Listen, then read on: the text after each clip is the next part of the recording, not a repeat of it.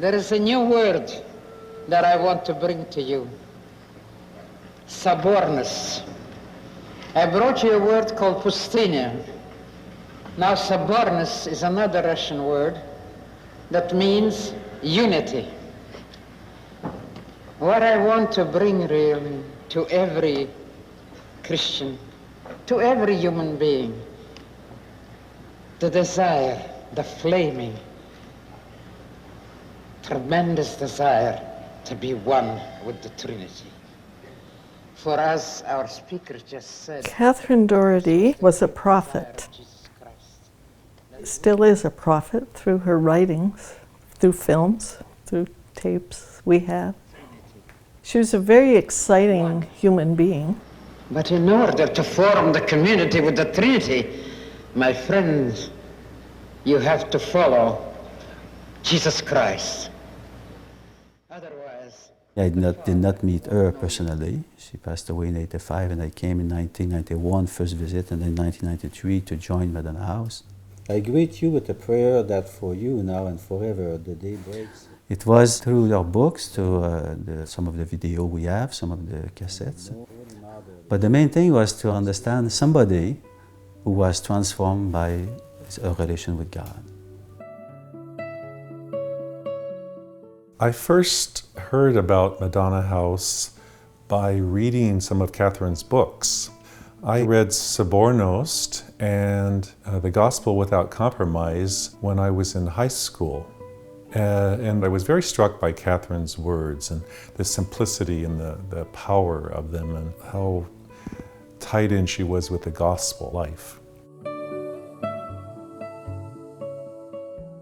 She was a refugee.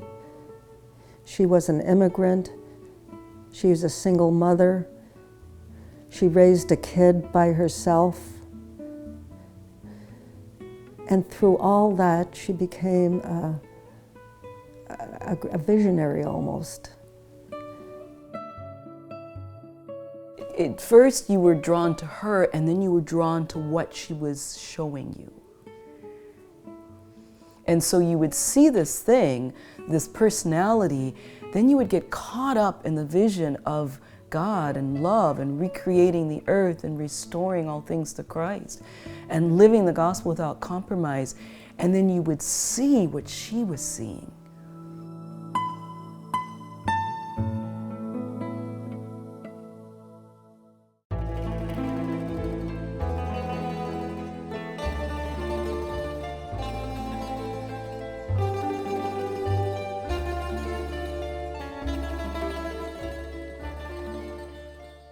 She was born in Russia in 1896.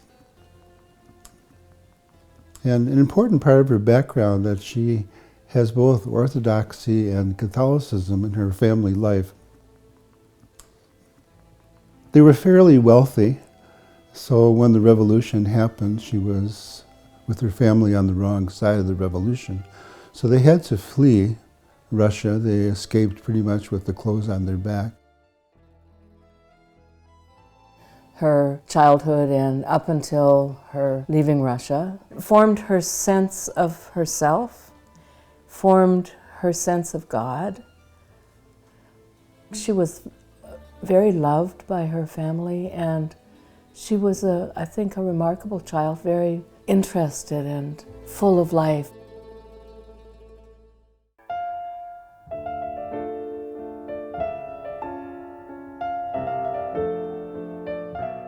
So her and her husband took a boat to Canada, a long journey, and she was pregnant at the time. They finally made their way to Toronto.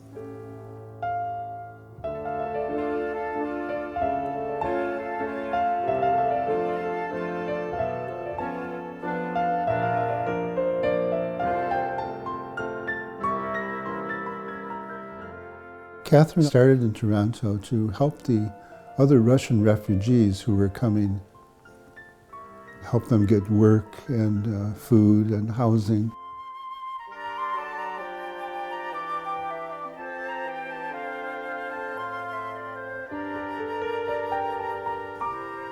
And that was kind of the origins of her apostolate to the poor.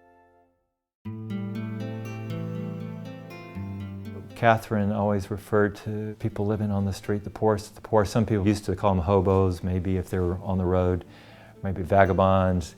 Some people call them tramps or bums. Catherine called them, and we have continued the tradition, call them Christophers, Christ bearers. Because, you know, he said, that's where you're going to find Christ. You'll find Christ in the poorest of the poor.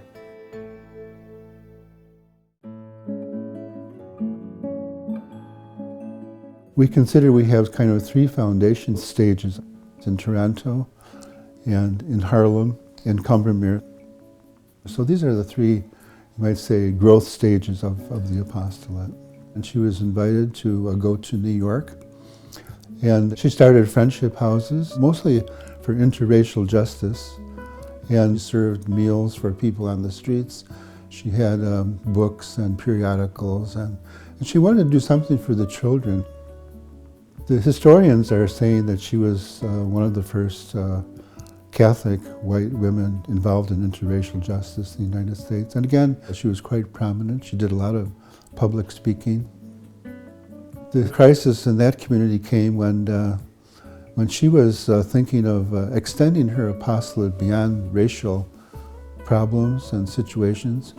And a lot of the community thought that this was their life. They thought that they had joined an apostolate for interracial justice. But her vision was always greater. She always had a very broad vision of what her apostolate was, what the Lord was calling her to.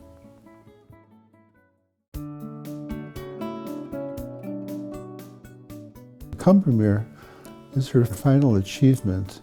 She didn't start out to found a community, but at a certain point she accepted that that was happening. So I think it's more of something she saw was God's will, and that now these people were here and they're not going away. It was just an ever-expanding experience living at Madonna House in every which way. Food, the classes we had. She was very down to earth in many ways and very intellectual. She could sit down and talk with philosophers and university professors on their level, and she could talk with the simplest person about farming and raising kids and gardening and beekeeping. The tragic events that she went through did not in any way diminish her love for Christ or make her pessimistic about the world. So I would say that's why I trust her, because she came through all these things with her faith still very much alive and flaming to her dying day. It was a big deal when she died. When someone with that big a presence, a spiritual presence, never mind her dynamic personality, dies, certainly the community felt it. My definition of a saint is somebody who puts down a path of light for their neighbor's feet. And she certainly put a great path down for my feet, a trail of light for me. That's what I think a saint is. So in my opinion, she's a saint.